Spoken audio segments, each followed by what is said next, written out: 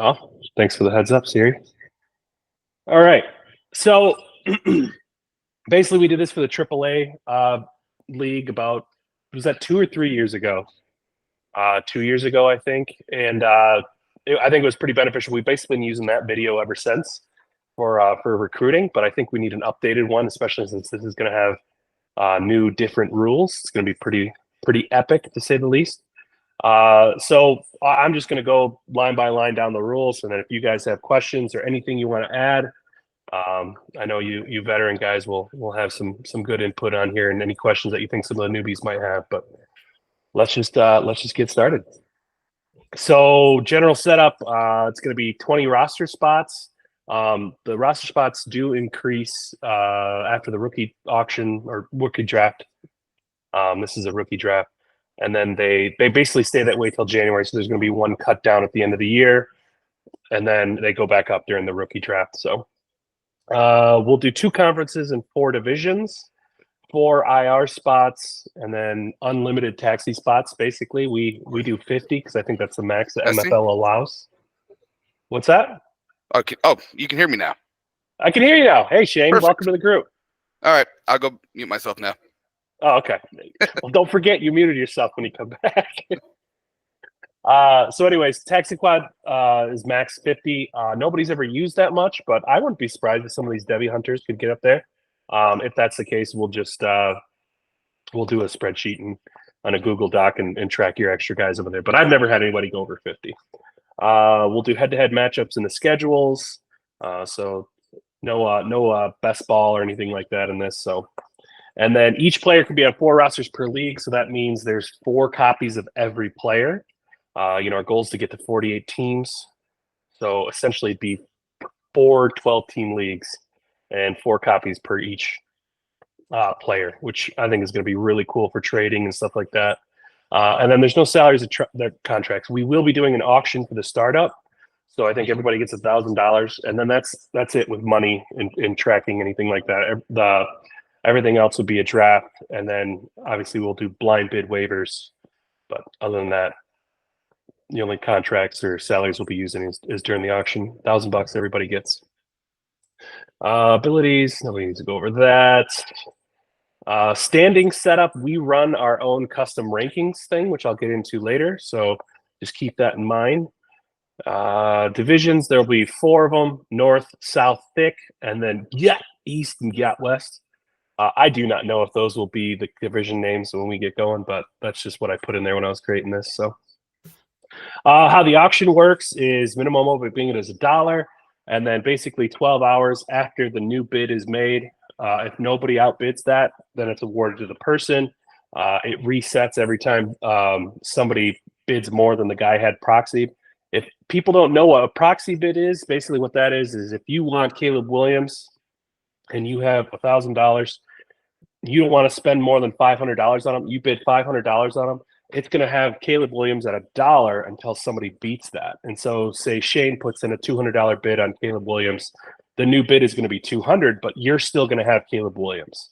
The only way it changes is if they exceed your proxy bid. So if they go to above 500, then it would overdo the proxy. So the proxy basically protects you from paying more than you need to, if that makes any sense. So we'll do 3 noms per person during the startup.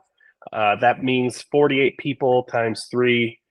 That's over 150 players at one time we'll be bidding on, and not everybody always puts in their bid. So I'm guessing we'll have at least 100 minimum that everybody will be bidding on. So that'll be hectic, crazy, and fun.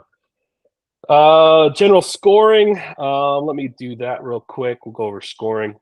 So passing touchdowns, 5 points each, 4 points per yard, 0.04 points per yard, negative 2 points for interceptions. Then we got our 2-pointers. Basically, the only thing that's different here than your standard league is it's 5 points per touchdown instead of 4.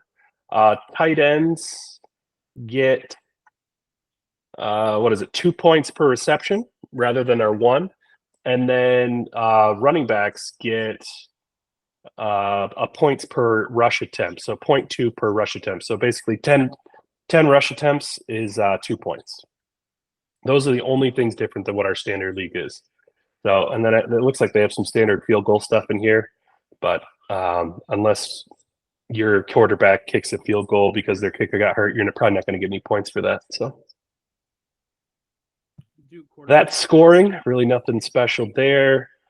Starting lineup, we're doing 10 starters. So it's a super flex, so 1 to 2 QBs, 1 to 6 running backs, 2 to 7 wide receivers, and 1 to 6 tight ends. So not a lot of requirements at any position. We're going to have a whole lot of flex spots. So you can kind of build your roster in many different ways. Pretty flexible that way. Patrick, did you have a question? I think Patrick was asking a question. Oh, go ahead, Patrick. So for quarterbacks, if they have a carry, does that get 2 points as well? Let me double check on that. I don't think so, but it could be number of rushes. No, that's just for running backs. For running backs. Okay, thank you. Yep, no problem. Cool. That's a good question, though. Same with wide receivers and tight ends. They won't get any points per rush. But that is a good question. When you got Jalen Hurts, Josh Allen, those guys that get a lot of attempts, a lot of extra points. But I think the 5 points per passing touchdown kind of gives them the QB premium they're already looking at there. Let's see, where was I? One over scoring, one over starters. Nothing important there. Blind bid waivers. Everybody gets $1,000 per year. It rolls over if you don't use it. So if you don't use $1,000, you'll have $2,000 next year to use on any free agent waivers you want to use. Let's see. Trades. You could basically trade anything in this league, including your own pipelines, which we'll get to in a little bit. And then injured reserves. You get 4 guys. I don't include suspended guys in the leagues, but I mean, obviously, all these are open to change. And of course, we got the COVID-19 stuff in there. So just standard IR stuff. But here's the bread and butter. What makes the pipeline leagues unique? So Patrick definitely asked all the questions you have here. So we have a committee. And basically what this does, if anybody has any issues, with another person in the league, whether it be personal, whether it be with a trade, whether it be honestly with anything, typically come to the commish and then we vote what to do as the committee. We have people that don't set lineups, that aren't very active, that sometimes we got to remove from the league. We hate to do that, especially if they're nice people. And we don't just do that. One person doesn't just say, all right, you're gone.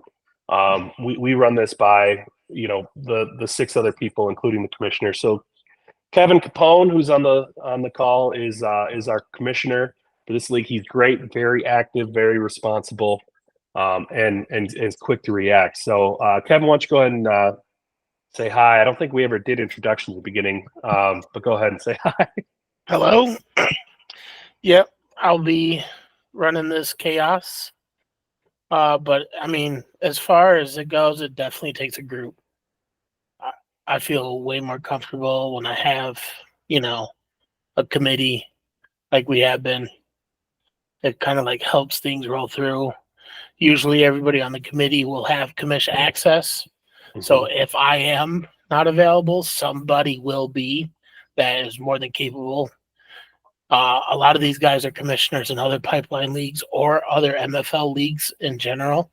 So they have, the knowledge to get through the settings and stuff like that. Mm-hmm.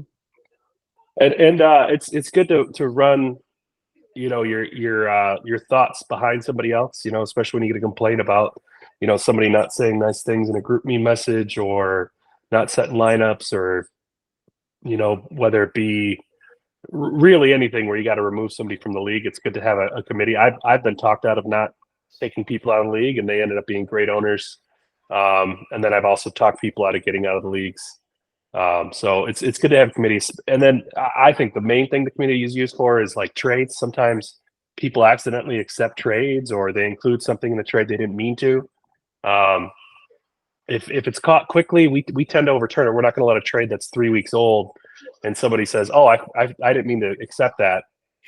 That's that's kind of a bummer. But if somebody immediately says, I didn't mean to accept that, or I didn't mean to include that first round pick, we as a committee, not one person says, oh, I'm going to overturn it. We always vote on it and make sure everything's kosher. But other people in this chat is Jeff and Shane. They're also on the committee. They're both commissioners of other leagues, both very responsive and active. So good people to ask questions on. And then who's not in here is Dan Pareda, or Depot as we call him. He's the commissioner of the AAPL. And then Ralph Mooley is another very active owner in a lot of our leagues. He's I think he knows CJ Lang and Chris Harbison and those guys. I think he either worked with them or served with them, and very good active owner. And then of course Drew Himes. I'd be surprised if you're not in a league with Drew. He's in like 3,000 leagues, so a lot of people knows Drew. All right, so for rosters, like I said, this is going to be a 4-copy league. And of course, you're going to have an unlimited number of spots to put Devy picks, players, and pipeline rights on. We have a new format in this, so I don't know why this still says this, but basically, you're only going to have Devy players on your taxi squad. We used to have created picks and pipeline rights that you could trade, but we formatted to where the rookie picks are now both rookie picks, Devy picks, and pipeline rights. And I'll get to that in a little bit. So roster spots, 24 during the rookie draft and through the season. And then we cut down to 20 in January. The reason why we cut down is the rookie draft is also going to feature free agents. So, this stuff gets watered down with the pipelines pulling out and the Devys pulling out a lot of players. So we like to include free agent because a lot of things can happen between January and April when we start to draft. So some guys might gain crazy value. And if we're doing first come, first serve, somebody might just be the first person there once they see the RotoWire news and they say, oh, I got this new starting running back. So this kind of prevents that and lets everybody have a chance at a guy. Taxi squad, like I said, is basically only for Devy players. And then starting lineups, we already went over this, but a whole lot of flex, 4 flex spot and 1 super flex. So, and then here's scoring again. I didn't realize I had these twice, but oh well. The calendar is January to March. Get your trade baits going. Try to acquire rookie picks, unload vets, and stock up on young guys. Do whatever you want, but there's not a lot going on between January and March outside of the Devy draft, which normally happens right after we update the site to MFL's rollover. So they went from 23 to 24 this year. Normally takes about a day. And then once you get that rolled over, you can start the Devy draft, start loading any rookies that are on there, and then you can start trading your newest years of picks, which is great. And then April is when we start our rookie draft, and prior to that, you have to have your pipeline selections due, which we'll get into that. And then June, July, trade bait, August, waivers open, and then of course September is when the season starts. So let's start with anybody have any questions? All right, cool. So rankings, we do rankings in this league, kind of like they do in real college football. So Dan Pareda put this together. It's basically an algorithm. So wins are 25% of your rank. Your all play percentage is 25% of your rate. Your points for is 30. Points against. So this is kind of takes into account strength of schedule. So it's important to not just play a cupcake schedule. If you're playing against easy teams, you're not going to have as high a rate as somebody who's scoring the same amount of points, getting the same amount of wins, and playing harder teams. And then, of course, your points for over the last 3, which is a rolling average. So it's not a high percentage, but if you made a trade to get hot, you got a new QB, you got a new running back, and you think your rank should be higher. This is how you get that. And then streak, so win streak or losing streak is 5% of your ranking. And then you get 6 points for defeating a top 6 team, and you get a 6-point penalty for losing to a bottom 6. So since this is a 40-18 team, we're probably going to change this to top 12 and bottom 12. That's what I was going to ask. Yeah. So we haven't officially put it in the rules. We haven't officially voted on it, but this is probably going to be top 12 and bottom 12. And it'll probably be a bigger boost when you get those. So it makes a big difference. I saw that when I was doing the rankings in the league that I run. Just there was a top team had a bad week or bye weeks or something like that. and lost to a team they normally wouldn't have, and it dropped them quite a few spots in the rankings. So it definitely matters. Yes, it does. So I mean, even the league I commission with the rankings, AAA, I think I lost to a bottom 6 team, and I was number 4, and I dropped to like number 12. Yeah. So it's -6, and you're fighting for points the whole season. So that's a big deal. And when you're tanking and you lose to a bottom 6 team, oh boy, is it sweet! Oh yeah, yeah. Nothing's.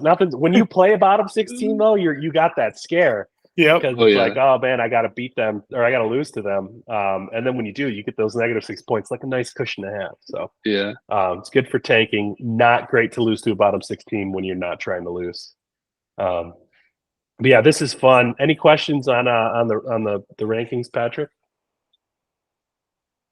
So that decides not only the playoffs and like the playoff seeding, but also the rookie draft seeding. Yep, correct. So it seeds the playoffs basically, and it also is the rookie draft for the non-playoff teams. The playoff teams will be seeded based on how they finish in the playoffs. Okay. It just gives a more accurate like position to what your team actually is. Mm-hmm. Yeah, if anybody's ever been in a terrible division where it's really hard, I'm always in a bad division where it's really hard to get wins. But you're scoring a bunch, like you're third in scoring, but you're like 5-4 record. This will make you have a higher record or higher ranking than what you see, So, I couldn't beat the top 3 team that scored the highest amount every week, but I am scoring a lot of points. I do have a good team, and the rankings tend to reflect that. So here is how the divisions will happen. So division will take place starting week 12. So the top 4 teams in each division are going to battle for the division championship. This goes into your rank. It's great. So week 12, the number 1 seed plays the 4 seed, 2 seed plays the 3 seed. And then week 13, we have a battle for the division championship. This is kind of like the Big Ten championship, but it's actually like an added bracket, which is pretty cool. So I like this, and this will be a good way. And this, I think that we increase the payout for division winners too. So if we go here, payouts, division champs, yeah, $200 if you win your division. So you get double your buy-in for winning your division, which is great. So this will be fun. Also, you get an automatic berth into the playoff. So if you're the 4 seed and you're outside the top, whatever it is, the rankings, and you don't have a chance in the playoffs, but you made a great trade. You traded for Josh Allen, or you got a rookie that's blowing up, and you got a lot of heat going into the playoffs. You could easily make it in the playoffs by winning your division and getting an automatic berth. So cool. It's a good thing to have this little division auto seed thing, and plus a good payout. So basically, make your money back and then some. Playoffs start week 14, and it's going to be a 12 seed playoff. So the top 4 seeds get bye weeks, and then everybody else battles. And then week 15, you guys see how the bracket goes here. Basically, week 16, week 17 is the championship, and then we name the winner. Third place game will also be week 17. So payouts. Go ahead. Do reseed after the first round? I think so the division seeding will normally we do reseed after the first round at least, right? Okay. So the 12 seed would probably play the 1 seed if they won, and then the 6 seed would play the 2nd seed. Like it would basically be like they do in in college football with the reseeding. So yeah, definitely reseeds. Oh, yeah. So I entered it right here. So there will be a reseed after the week 14 wildcard round. So, yeah, good question. That'll add a new element to it too, though, because with playoffs starting week 14, because that is technically a bye week. Yeah, in the NFL. So that adds a new wrinkle as well. If you don't get one of the buys. Yeah, it'll be. I hate the week 14 bye in the NFL. I know it's a big deal getting that bye week. So finish top 4, you're looking good. And so those top 4 seeds are not the division winners? The top 4 seeds are not the division winners. The division winners get an automatic playoff berth, but they do not get an automatic top seed. Okay. That makes sense. So theoretically, you would boost your ranking but you Yep. wouldn't necessarily make it to the bye week. Okay. Exactly. Yeah. So if you snuck in as the 12th seed because you were ranked 16 in one of your division, then you'd probably be ranked 12th or however it would work. So Yeah. Thank you. no problem. So payouts, buy-in is 150 total for the first season. We always do a $50 add-on. This just helps replace teams because we get a lot of turnover when you're working with 24 to 48 teams. And of course, we're letting you trade future picks. So you trade all your future picks and go all in and then quit. That kind of puts us in a jam. And having that little bit of extra boost it lets us replace your team a lot easier. So payout wise, there's $4,730 in here. I actually need to change this because they increased their spend. They increased the cost of the MFL. So it's actually 4,720 now. But either way, not a big deal year one. But the champ, you end up getting $480. Second place would be the championship bowl gets you $480. The championship second place, you'd get $225. You win the third place bowl, you get $175. And then what these week 16, week 14, and week 15 wins mean, basically, if you're in the playoffs and you win week 14, you get $200. So if you win your wild card matchup, you get $200. If you win week 15, you get $225. If you win week 16, you get another $200. And then of course, winning week 17 means you won the championship. So this might be confusing, but it's all kind of broken down here. If you get first place, you get $1,100. Second place is $850. Third place $600. Fourth place $400, and then all the way out to eighth place we pay out. So it pays to finish top eight. We're gonna have 48 teams, so I wanted to pay a lot of people instead of just have a premium on first.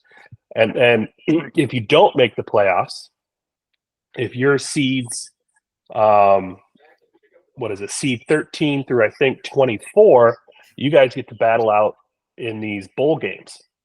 And these bowl games also have payouts. So the premium bowl, which would be seed 13 versus seed 14, is $200. The next bowl is 175, 150, 125, and the last two bowls are 100 each. So you get your money back if you finish in 24th place. Not bad. So you finish the top half of the league, you get your money back. And then there's also a bonus for scoring the most points in the league, which is $100. So a lot of ways to make money. You don't have to get first place to get quite a big payout when 48 teams are on the line. So that's pretty cool. Any questions on the payouts? Oh, cool. All right. So the startup, everybody gets $1,000. There's no draft hour. You can just you can nominate a player as you go. This says 2 players, but it is 3 players every 12 hours. 1 copy can be up at one time, so you can't have 3 versions of Josh Allen up for bid. Once Josh Allen's won, then you can nominate the new Josh Allen. Once a player hasn't had a new bid for 12 hours, they'll be awarded to the highest bidder. And only 80 players can be bid on at a time. These all need to be updated for the 48 teams because those were our 2014 numbers. But I think that the new number is like 146 or something like that. So auction will include veteran players, rookie players, and draft slots for the pipeline draft. So if you want to draft Ohio State, if you want to be Ohio State, you're going to have to draft Pipeline 101 or Pipeline 102. And you need to determine how much that matters to you. I think last year Ohio State went for $800 in a league of a $1,000 budget. So that's crazy. 80% of your budget on a pipeline, which I feel like one of them went for $976. I think somebody just went all in and took. I think you're right. Was that Colton? That was Colton. Was that Colton? Colton went $976 for Ohio State in the league. And then quit. No, I'm just kidding. But yeah, go get your pipeline because they are valuable.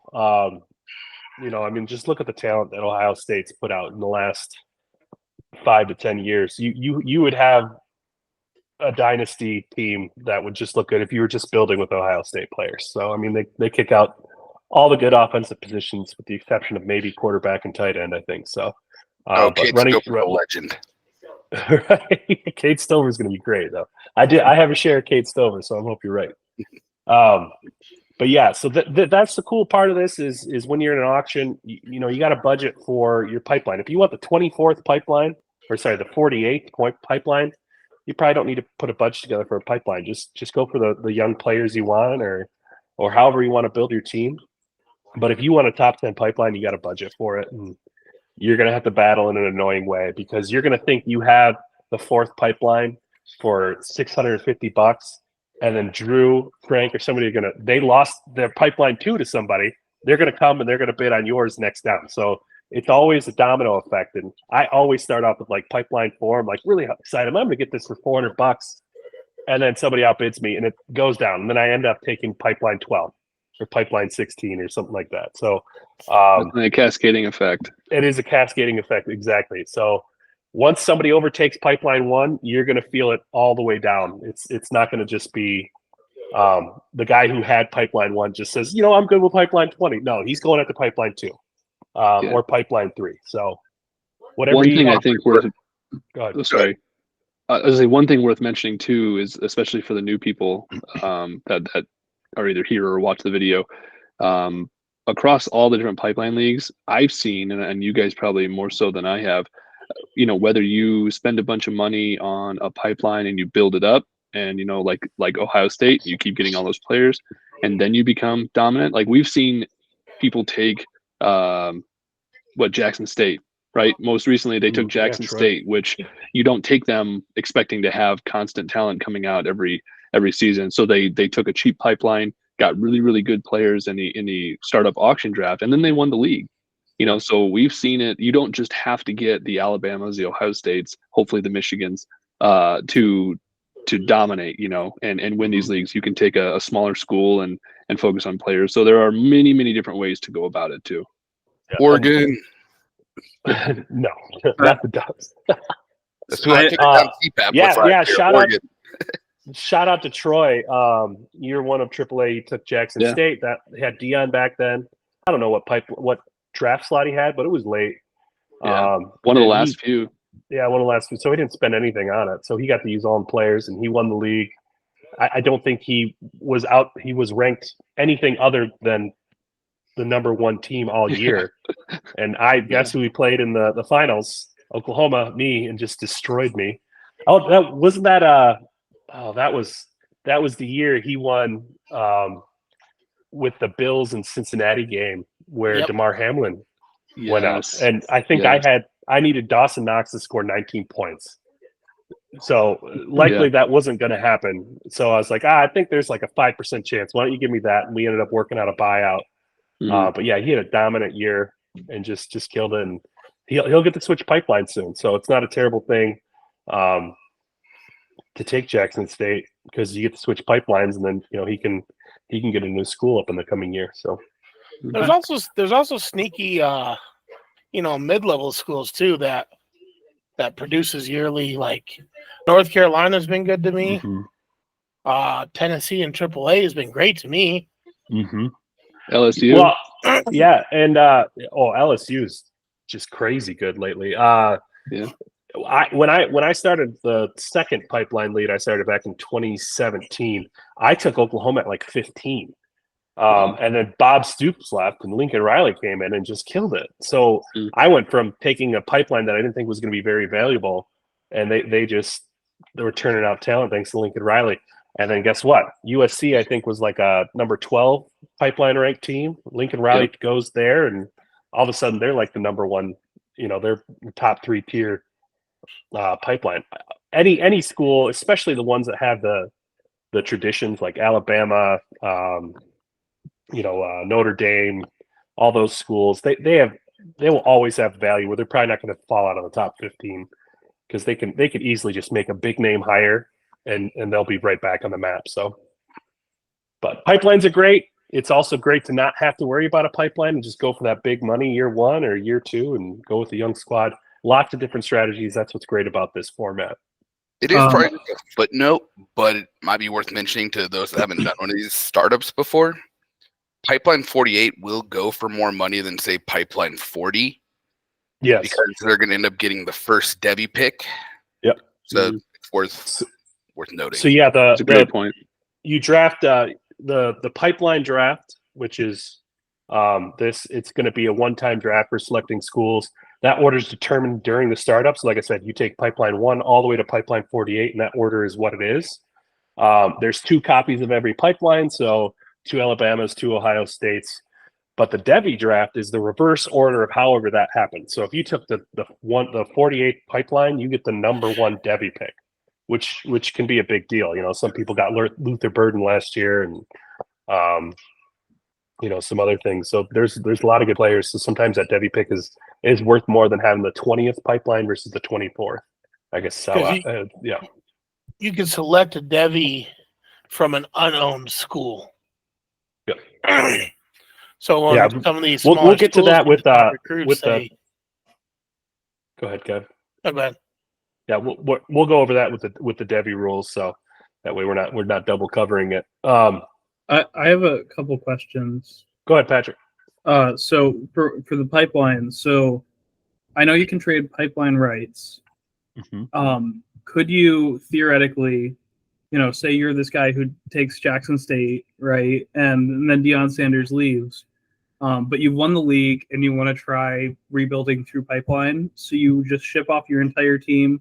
Could you trade your pipeline with players for another person's entire pipeline? Yeah, and that's happened. Okay. One guy came in the league, big USC fan. Another guy was a Texas fan. They swapped. Shane swapped, I think, in AAPL. He swapped Oklahoma for Georgia. I traded my Oklahoma team for Miami, and I got like 2 first-round picks. So it wasn't a great return. But yeah, absolutely, you can trade pipelines, and it's pretty fun to do. So hey, I'll give you Lamar Jackson for Ohio State. I actually sent that offer back when Lamar Jackson had the MVP season. Like, I'll give you Lamar Jackson, you give me Ohio State. I was working with Miami, so I was like, I need an upgrade. He's like, no, I'm good. I think that was a good decision on his part. So, but I gave him a lot of shit for not accepting that. Oh, sorry, pardon my language, but well, adults only on this. So. One more question. So about the proxy for the auction. Mm-hmm. So I'm setting up my proxy bid to be at $500, right, for Lamar Jackson. So say you bid $200 on him, then does it automatically bid 201 for me? Is that how it works? Yeah. So yours is always $1 more than the highest bid for him. And it announces that to everyone as soon as and you can go under like transactions and see who's bidding you up too. Okay. So yeah, everybody can see it's all transparent as to what's going on. So okay. And one other thing I want to add too is if your max bid is 500 and say I come in and I also bid 500, you still have him, because then it defaults to whoever bid first. So if you would have, obviously, right, because you set the proxy. Okay. But it'll tell me because you can tell if you hit somebody's proxy, because what it'll do is if I'm bidding you up and I'm going up by 25s, 10s or 5s or even 1s, it always increases the bid by $1 more than I bid. But if I bid 500 and you bid 500, it'll still say that the bid is 500. So I'll know that I hit your proxy. Other people won't, but whoever's doing the bidding, they'll know. And so when you hit that proxy, and so now you bid 501 to pass me, I will then be able to look at the transaction, see that you have a 501 bid, and then eliminate or like raise my proxy if I want to. Because that'll restart the 12-hour clock, because now I'm the high bidder. So if I bid you up and say we go from 100 to 200, that doesn't change that will not restart the 12-hour clock, because you're still the high bidder.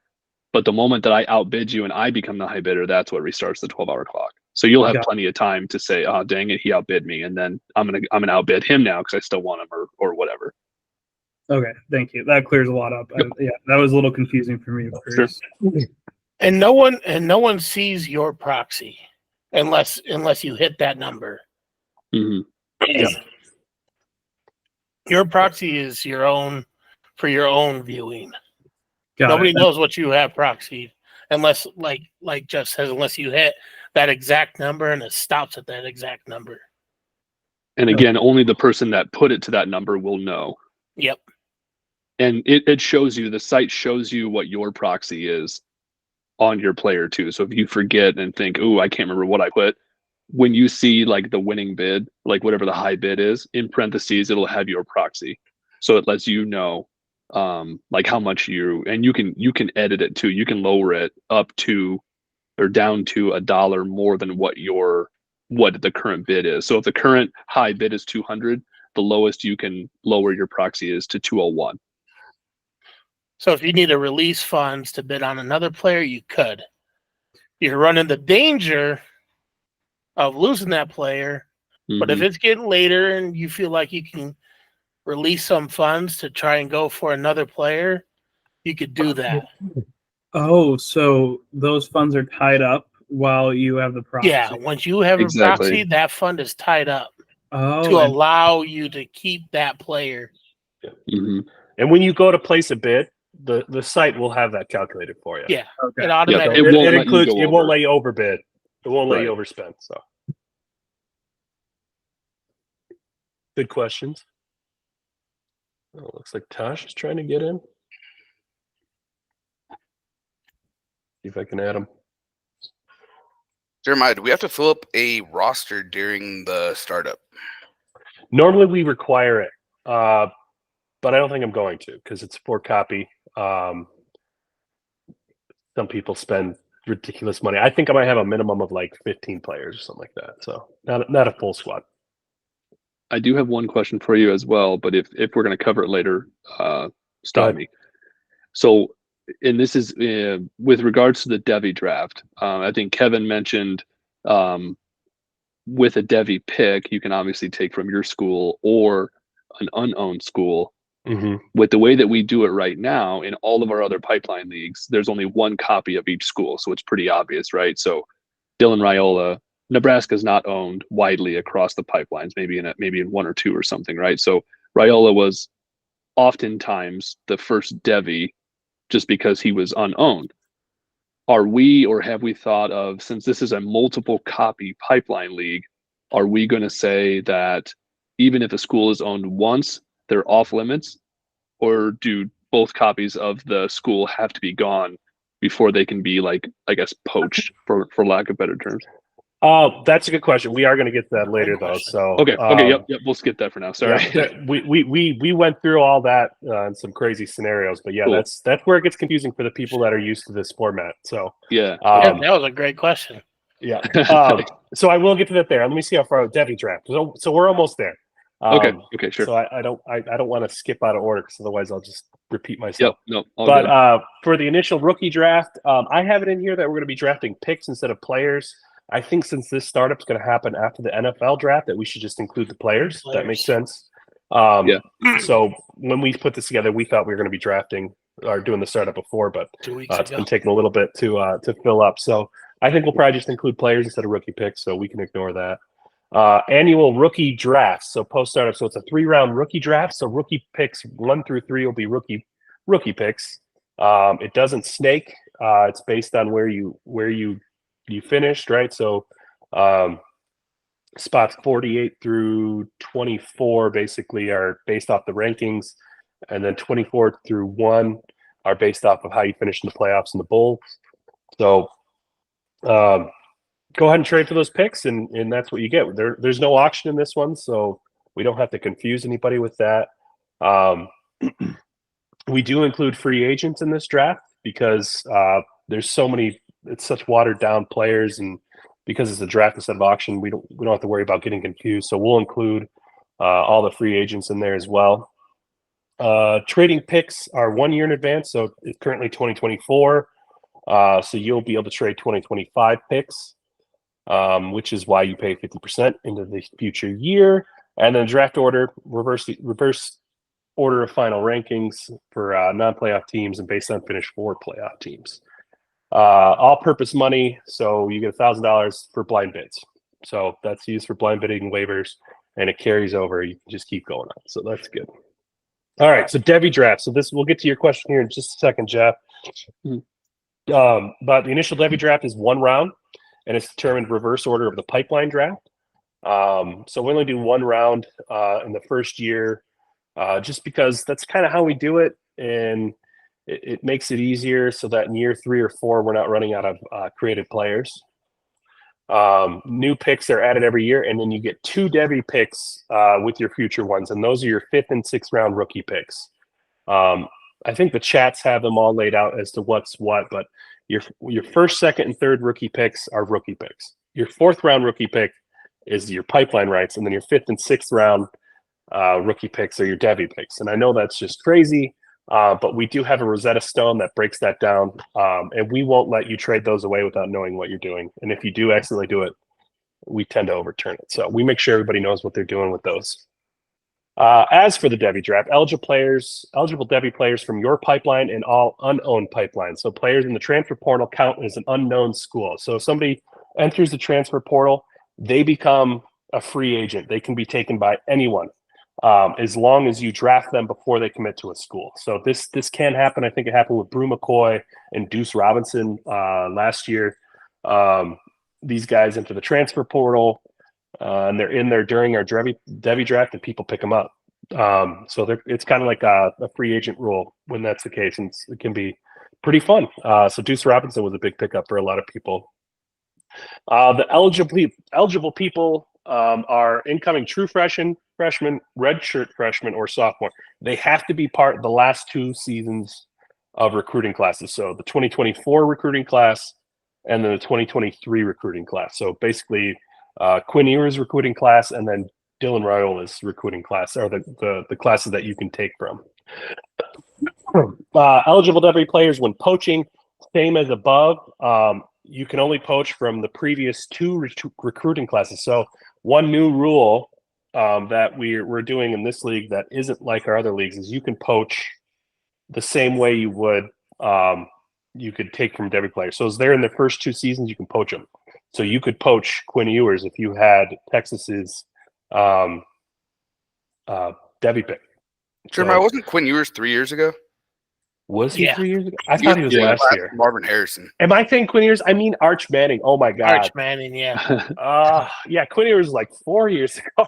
Yeah, he was an early enrollee at Ohio Arch State. Manning. Think I'm going to edit this, and I'm going to put Shane's voice over mine that says Arch Manning. But yeah, Arch Manning is who I meant to say. But yeah, Arch Manning class, Dylan Royal class. I try to go with the top QB from each one to kind of get it going. But yeah, so in this one, you can poach up to 2 years, and if you're not poaching, it's up to 2 years. So protect your Devy picks.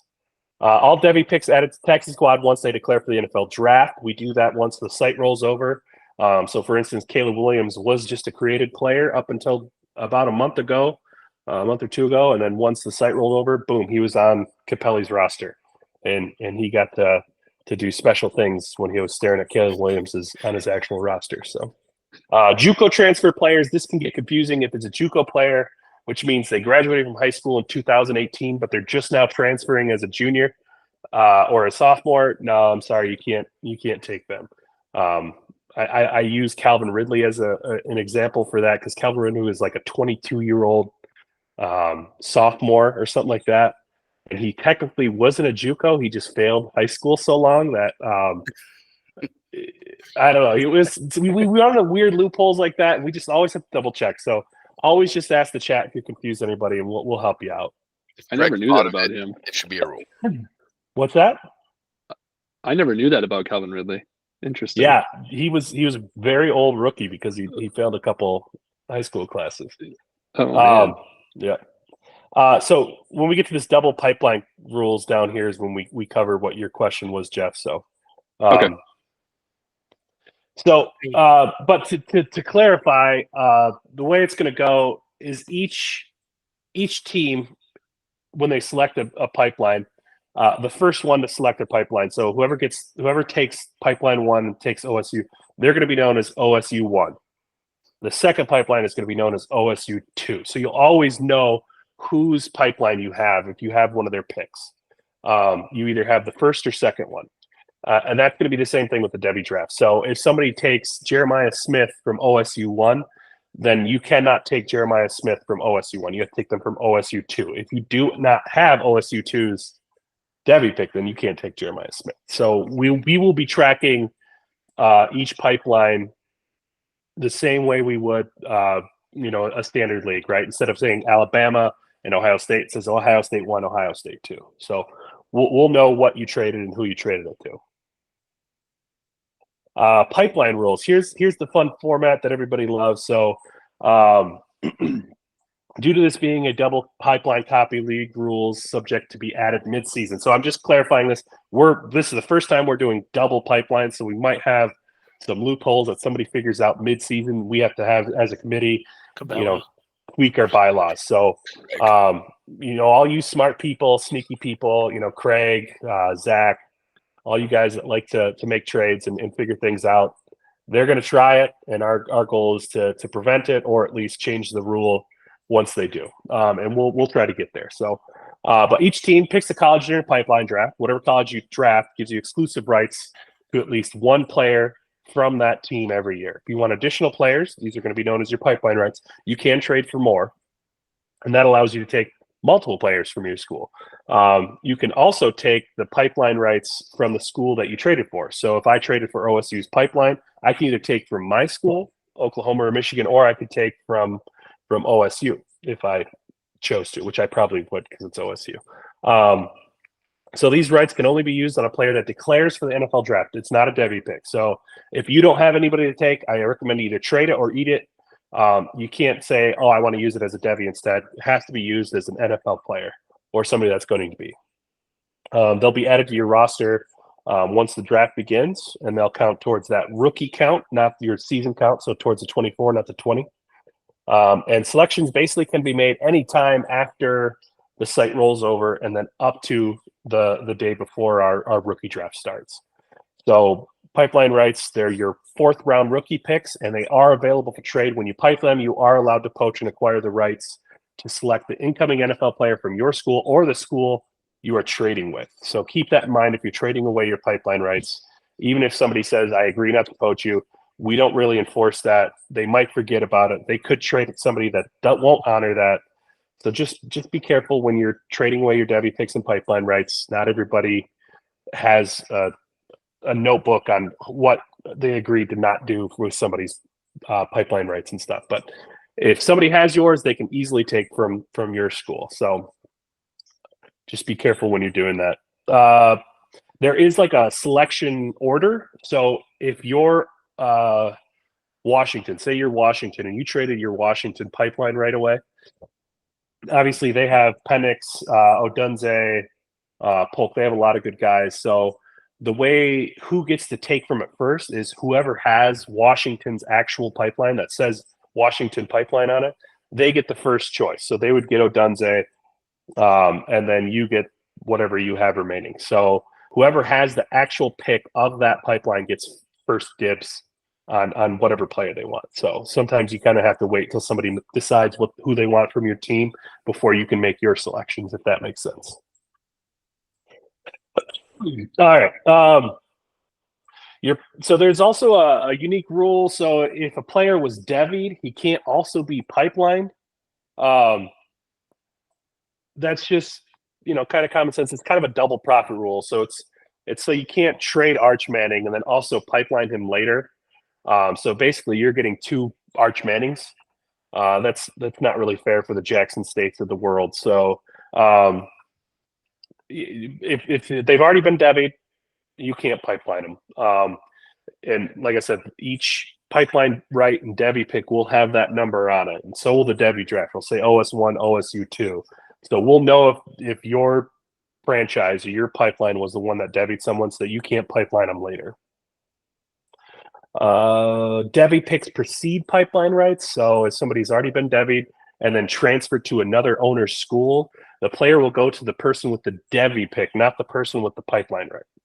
So Quinshon Judkins went to OSU this year. I'm sure he was Devied. So the Ole Miss owner probably already had Judkins Devied. That means that Ohio State will not be able to pipeline him this year. He will go to the Devy player. So this also protects to ensure that there will be 2 copies of players in the draft. Mm-hmm. So yeah, there will always be at least 2 copies of every player in the draft. So there's 4 copies total. 2 can be up for pipeline rights, or 2 can be up for Devy. or one Devy, one pipeline. But no matter what, at least 2 will be in every draft, which is good. So you'll always be able to do your normal rankings and not have to account for people getting taken out. Transfer happened if a running back that wasn't Devied already from Alabama transferred after his freshman season to another owner's pipeline. The pipeline protection is lost for Alabama. So if you did not Devy that player and they transfer to Michigan or wherever, Michigan now becomes the sole protector of that player and get to take them when they go to the draft. That's just how it is. So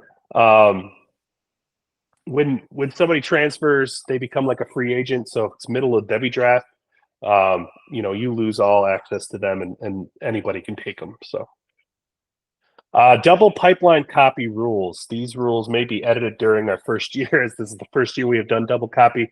We want to ensure no one's abusing any loopholes and getting value when they shouldn't. So copies of pipelines will be labeled numerically to account for traded access.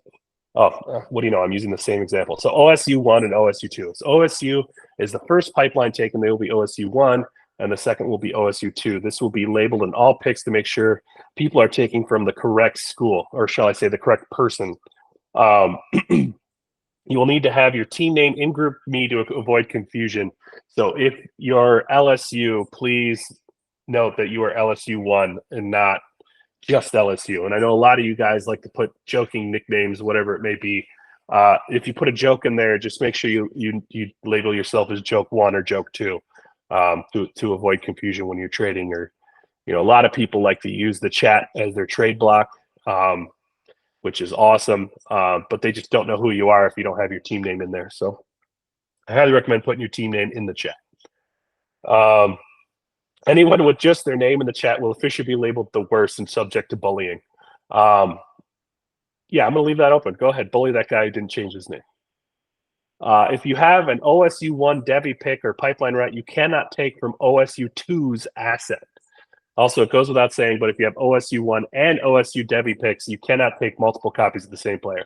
So say you're OSU 1 and you trade your future first for OSU 2's Devy picks, you can't take 2 Jeremiah Smiths, or you can't take 2 Julian Sayans, but you can take a Jeremiah Smith and a Julian Saban, but one of them will be from yours and the other one, you'll have to identify which one when you make that selection. That way we can keep track of it. So that's another thing that goes without saying. You can't have multiple copies of the same player on your own team. So, what if, so say you're OSU 1 and you have OSU 2's Devy pick, okay? And so you take the 2 players you just mentioned, right? But one of them you took with OSU 2's Devy pick, obviously. Yeah. And so that's under OSU 2's Devy rights, right? Yep. And so the next season, this is a freshman, OSU 2 wants to Devy that player that was taken. They can't do it. You already grabbed him, yeah. Okay. And honestly, that's a good loophole that you just got, but that's also strategic. When you're trading for OSU pipelines, it becomes valuable. But like you said, you want to take Jeremiah Smith from theirs because you might want to be able to pipeline them later. If you take Jeremiah Smith from their OSU roster and he's on your taxi squad all up until the time he's about to declare, now you have the rights to Jeremiah Smith and the Devy pick. You could trade one of those and you get to use the other, right? So that's not a terrible strategy. That's a loophole I thought of right away. And I don't actually I see it as a strategy, right? Take from their pool while leaving yours clean, and you can do whatever you want with it. It's not necessarily a double profit rule because you traded for that. You didn't just inherit these assets. You traded for them, and now that's your strategy. So that's I think that's going to be really cool. So you could essentially trade your Jeremiah Smith Devy for other assets, and then turn around and pipeline it with your OSU 1. Yeah, exactly. Oh, that's huge. Yeah. So say you did that with Marvin Harrison, right? The rookie 101 right now. So you have pipeline rights that you can use on your own because you didn't Devy Marvin Harrison with your squad. You took the other guys. you could trade the 101 for the rookie 101, and then now you got Caleb Williams for Marvin Harrison, whatever it may be, or That's cool. trade it for something cool. So that's a fun little option. But I don't see a scenario where OSU 1 or OSU 2 trade with each other for cheap. So it's going to be expensive. Oh, shut it. Sorry, my phone's going crazy. So yeah, good questions there. I think that covers the double pipeline rules in terms of Devy picks and rookie picks. Basically, I think the numerical numbers are going to be very helpful. And if we ever run into a situation where we need to backtrack and see which one is which, that's something the committee will do, or we'll do as a commissioner. Switching pipeline is allowed, but it can't be done unless you trade pipelines with another owner. So Patrick, you asked that question earlier. You can do that. If someone's unhappy with their school, wants to upgrade, trade some of your studs for a nice pipeline, or you can take a new pipeline when you're a new owner. So when we do orphan drafting, another bonus to get people replaced when somebody quits is you get to choose a new pipeline as soon as you come in. So that's a bonus. Whenever you're taking over an orphan squad and they have Nebraska, not really that exciting to sell them. So you'd be like, okay, well, we'll do dispersal, or you can change pipelines if you want.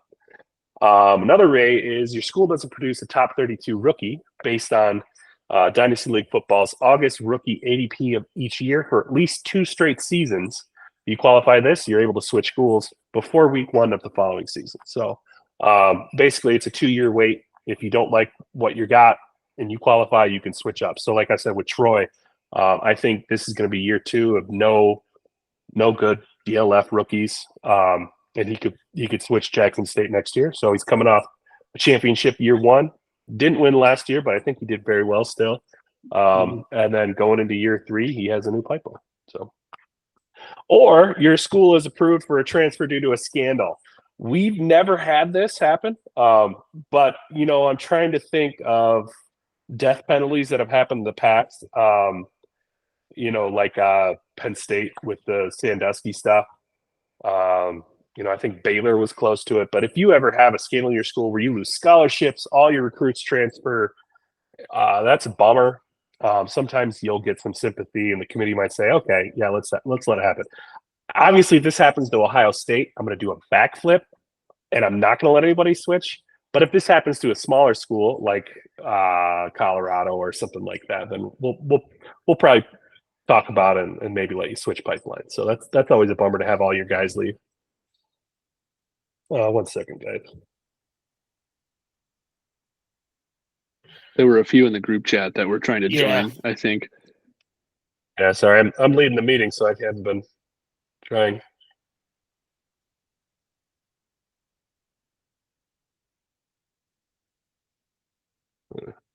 I don't know. Maybe once I started the meeting, it wouldn't let anybody else in. I joined through I got a link in my email. I didn't try through the group chat. Yeah, I joined through my email. I wonder if the link is different. Let me try. Let me try emails real quick.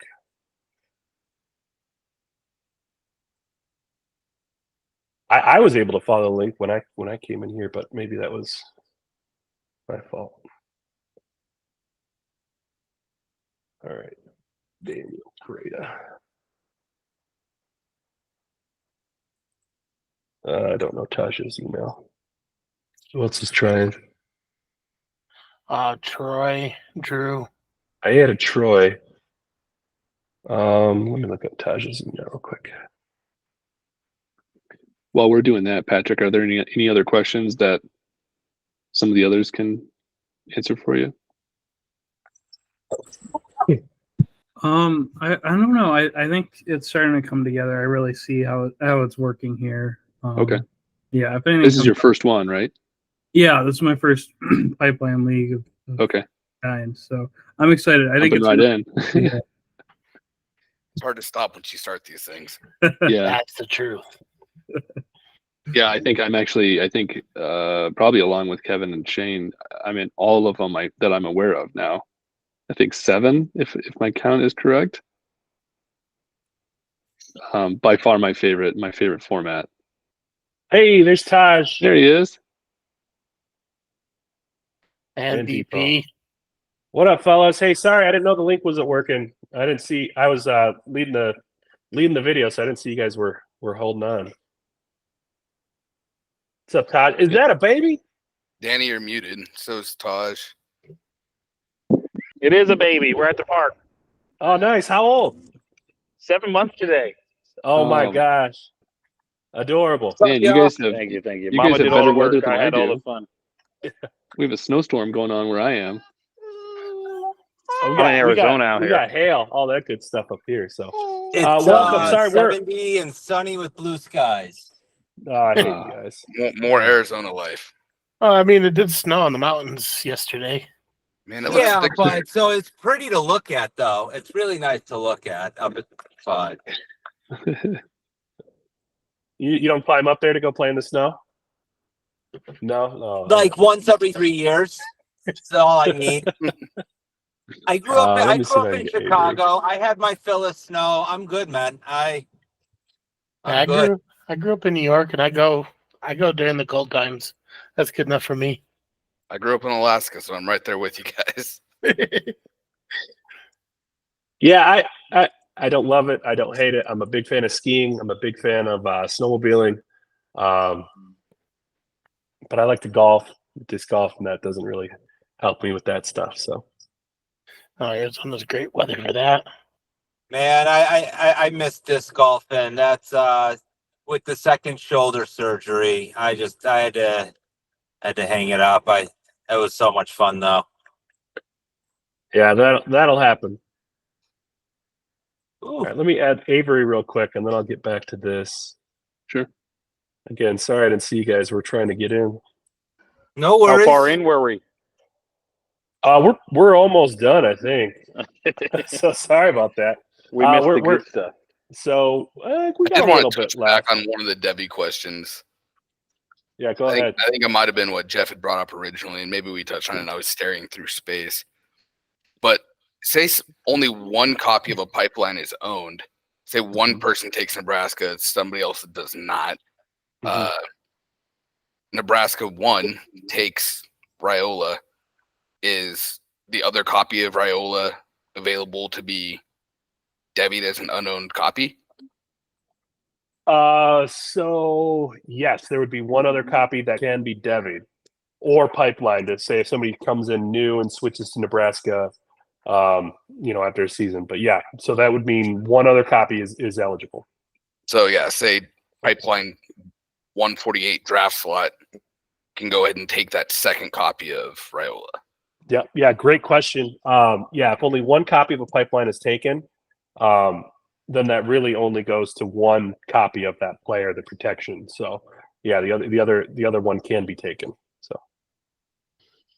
So I guess one other difference here then too is in our current pipelines, we guarantee that at least one copy of each rookie will be available in the rookie auction. This guarantees at least two. Two, yep. Cool. Okay. So at least two guys will be in every rookie draft, Yeah, and possibly three in this example, if Nebraska doesn't take Riola and somebody doesn't Devy him too. So. All right, so I think switching pipelines we just went over. Activity, this is a big one for me. I always require that people are in the chat. You don't have to participate in the chat. I just want you to be in there so we can tag you for information. If you're on the clock in the Devy draft, or somebody's trying to get a hold of you to say they offered you a trade, all that good stuff. And then obviously setting the lineup every week. We want to see that. We don't want to see people that are not setting lineups. We do have activity rules, and mostly it has to do with the lineups. But to have a nice, fun league, you got to have active owners that are both included in the chat and they're active in the chat. Otherwise, leagues tend to fold because everybody loses interest and they become boring. So a lot of my chats go silent for a couple weeks, but whenever stuff comes up, everybody jumps in, for the Devy drafts, the pipeline rights, all that good stuff. So, and then as for tanking, it's allowed, but it's a catch. You have to set a valid lineup every week, and you have to start your best player. You can't be putting somebody that's on a bye, injured, suspended, or not expected to start in your lineup over somebody that's going to start. So you can't bench a healthy Jalen Hurts in favor of Matt Barkley to earn a better rookie or Devy pick. So if you have Jalen Hurts on your team and you're scared he's going to keep you from getting the top pick, then trade him away. Get more picks. Don't bench him when you could start him. So whatever you have, your best lineup is what you should be putting out every week, whether you're trying to win or trying to lose. So if you feel like you're going to win, and you don't want to, then trade away your guys that are going to be competitive. So it is a violation. It's not a violation if you don't have a viable option on your team. So if you trade away Jalen Hurts and your next best starter is Matt Barkley, then by all means start him. Not a big deal. If you only have one running back on your team and he's on a bye week, ask the commissioner, like, do I have to pick somebody up or can I start somebody on a bye week? Typically, we'll let you start that guy on a bye week because we don't want to have to waste a roster spot on somebody just so you have a legal lineup. That's a legal thing right there to do is start a guy in a bye week when he's on his bye week and he's your only guy at that position. So intentional illegal tank lineup. So it's 0 tolerance. If the committee determines you are illegally tanked, then you are subject to removal from the league. So that is kind of what I was talking about before. If you're intentionally submitting Jalen Hurts, you're putting him on your bench and starting Matt Barkley because you're trying to get the 101. Say you're facing the 23rd ranked team and you're the 24th ranked team. You think you're going to win. We're probably not going to boot you, but we are going to give you some of these penalties that come up here. So invalid lineup. Obviously, sometimes these go unnoticed. However, once they notice, you get a warning. After the warning, your next invalid will result in the minimum of a lost pick and possible removal from the league. It isn't hard to set a lineup. 70 guys. There's guys in 70 leagues that set their lineup in every league with no issues. Jeff being one of them. So pretty amazing accomplishment in itself. But yeah, collusion's not allowed either. So if you're trading anything that's not part of the league to improve your team with another player in that league, then that is collusion. So if you're saying, I will trade you Caleb Williams in a different league, if you trade me Caleb Williams in this league for less, that's collusion. You can't do that stuff. So no money should be exchanged outside of league dues. You can't say I'll offer $10 on top of this for you to accept this trade. It's got to be a legit equal trade. Dane, it's a one strike offense. Was that? Dane, that includes sexual favors too. Okay, just want that to be clear. That's only Justin. Shane's big on that. He will offer that in the DMs. I accept him on it, but you don't have to. It has yet to be proven. But, Avery chimes in with a chat message here. I don't believe it actually adds value when he offers that, but to each their own. Yeah, exactly. So collusion, one strike offense will get you out of the league in a heartbeat. That stuff's not really allowed. And like I said, activities required. Dynasty leagues are a year-round commitment.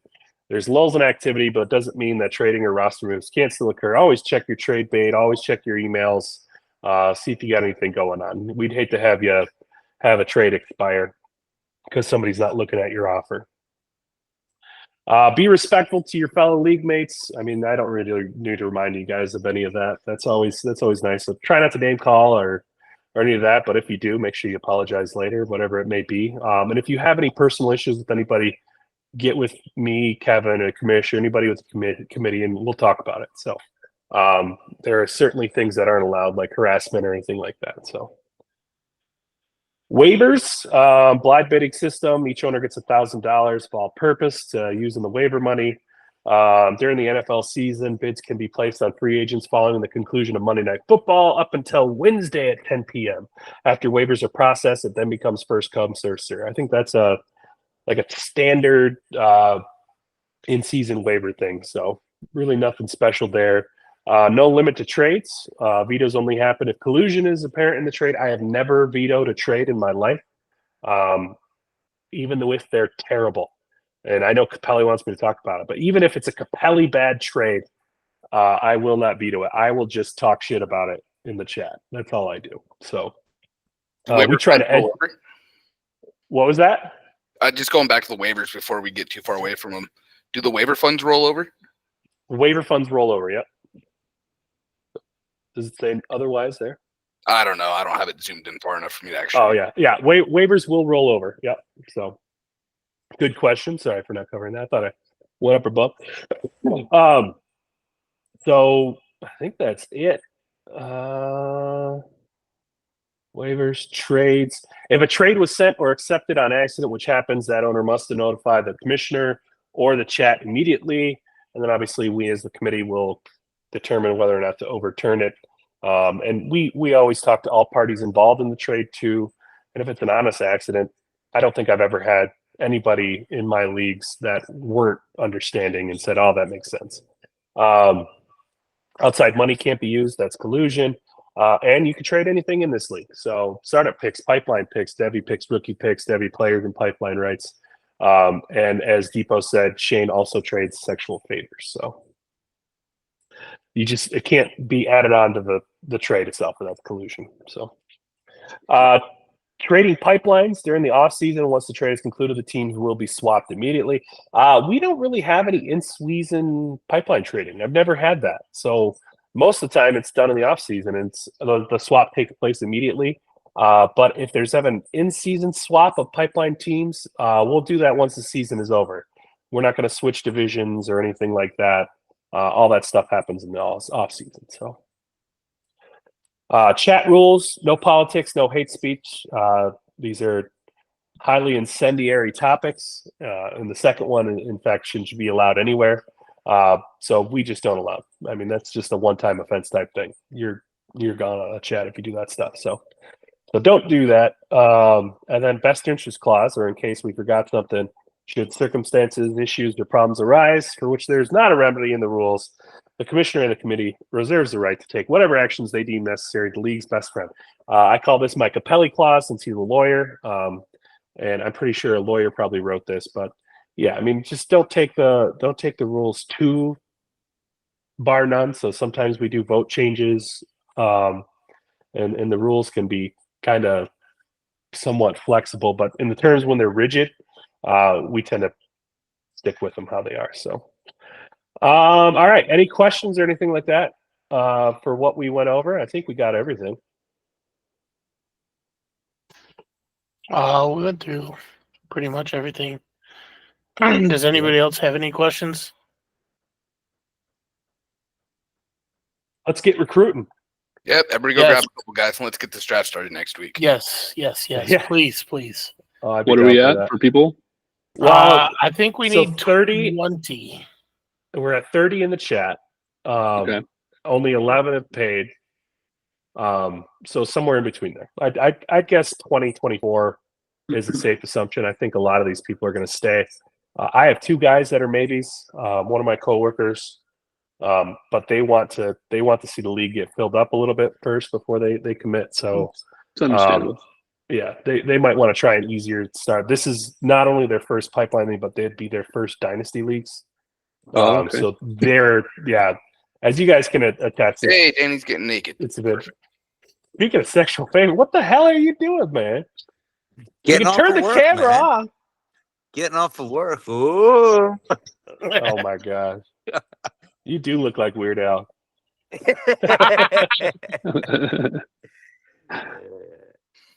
I love that Shane started that. That's awesome. That's a thing. That's pretty funny. All right, cool. I think as we wrap up these last couple this last rookie draft, we're going to get a lot of people who maybe passed on THICC originally who are getting the itch, which is why I don't think anyone really, at least in the pipeline realm, we're not starting any other leagues until THICC gets rolling. And so I think if people are getting the itch, they'll start to join. Yeah, I agree with that. Definitely talk to a couple of friends that are not in these. Convince them.